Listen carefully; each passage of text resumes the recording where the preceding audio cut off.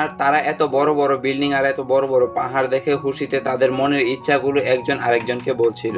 তো তার মানে আমরা বুঝতে পারি নর্থ কোরিয়া থেকে সাউথ কোরিয়া অনেক ধনী। তো তারপর আমরা দেখি টোকিও সাউথ কোরিয়াতে যাওয়ার পর যেই লোকটা তাকে বাসা দেবে বলেছিল সে তার সকল টাকা মেরে এখান থেকে চলে যায় এবং তাকে কোনো বাসা দেয়নি।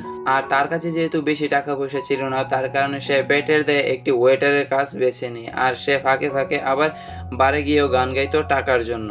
তো তারপর আমরা দেখি টোকিও একটি গ্যাং লিডারের কাছে যায়, আর গ্যাং লিডারের কাছে যাওয়ার কারণ হচ্ছে গ্যাং লিডার তাকে বলেছে তাকে একটি টাকার জায়গাও দেবে আর তাকে একটি ভালো চাকরিও দেবে। কিন্তু গ্যাং লিডার তাকে সেখানে ডেকে তাকে কুপ্রস্তাব দেয়। তখনই টোকিও গ্যাং লিডারের পিস্তল হাতে নিয়ে তাকে মেরে ফেলে সেখানে, আর তার যে চেলাপেলা ছিল তাকেও সেখানেই মেরে ফেলে। আর টোকিও 1 বছরের মধ্যে সব খারাপ ফ্রড গ্যাং লিডারদেরকে মেরে ফেলে, আর সে এতগুলো মার্ডার করাতে এখন তাকে পুলিশ খুঁজছে।